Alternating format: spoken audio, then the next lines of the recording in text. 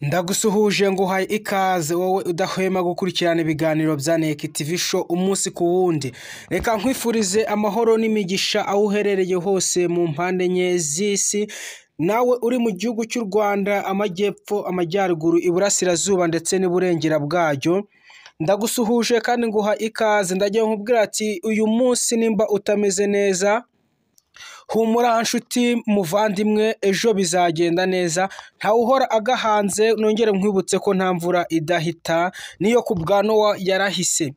Uyu munsi cyangwa se today ni breaking news, ni inkuru ibabaje cyane ku bakunzi ba Papa Cyangwe, aho Papa Cyangwe yaje gutangaza ibyo yakorewe mu gitaramo cyiwe ejo bundi muri Universe. Murabizi ko yakoze igitaramo yizihiza imyaka 5 amaze mu ruganda rwa music, cyangwa se amaze yitwa Papa Cyangwe.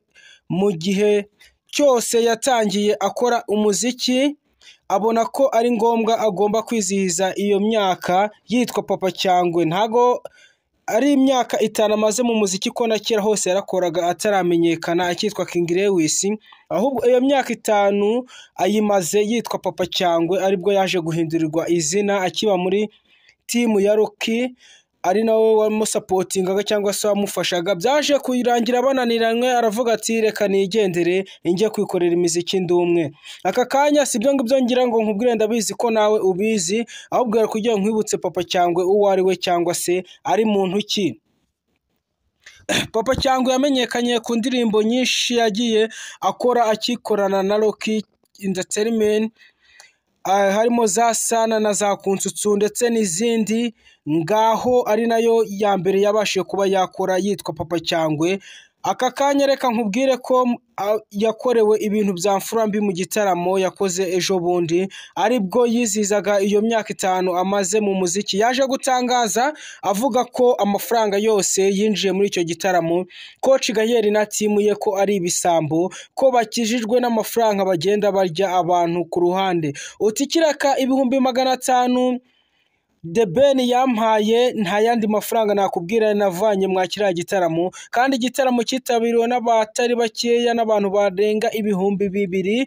Avuga ko abo bantu bose binjiye ku mafaranga bishyuye, ko nta winjiriye ubuntu, ndetse na tiki y'ibihumbi 10 byaje kurangira imyanya ibuze tiki beshyira ku 20. Ayo mafaranga yose nk'umuntu bari baje kureba, ndakubwiza ukuri ko nta n'10. Nagize ati mbaze birangira bamfungishije cyangwa se bankingiranye aho ngaho kuva saa 8 z'ijoro kugera saa 12. ni ihohoterwa nakorewe. Aka kanya yaje gutangaza ko agiye gutanga ikirego kuri RIB, cyangwa se agiye kuba yakishyikiriza ubutabera kugira ngo babashe kuba bamurenganurwa, kuba yafungirwa ahantu mu nzu, agafungirwa n'abantu batabyemerewe cyangwa se badashinzwe umutekano. Ubwo yavugaga ati kumva nafungwa n'abantu ngo niko bafite amafaranga, atari polisi, cyangwa se kana polisi tuzi ko iyo igufunze hari icyaha ibigufungiye. Papa Cyangwe yaje kongera gutabaza inzego z'umutekano cyangwa se inzego za RIB, bavuga ati ibi bintu nakorewe ni ibiki. Kuri Instagram yiwe cyangwa se ku mastati yiwe y'imbuga zose agenda akoresha, yaba Facebook ndetse na Instagram, yaje kubitangaza ashyiraho umucyo avuga ko yarenganwe kandi ko ibintu yakorewe ari ibya mfurambi, ko yaba ari no mu makosa atakagombye kuba bamuhana bitwaje ko ari abakire cyangwa bafite agatubutse. Aragira uti ndishyuza amafaranga yinjiye muri icyo gitaramo, ndongera ndishyuza kuba narasuzuguwe ndetse n'indishyi z'akababaro, bakamfungirana mu nzu aka kageni, kandi yari ngewe nyiri showbiz.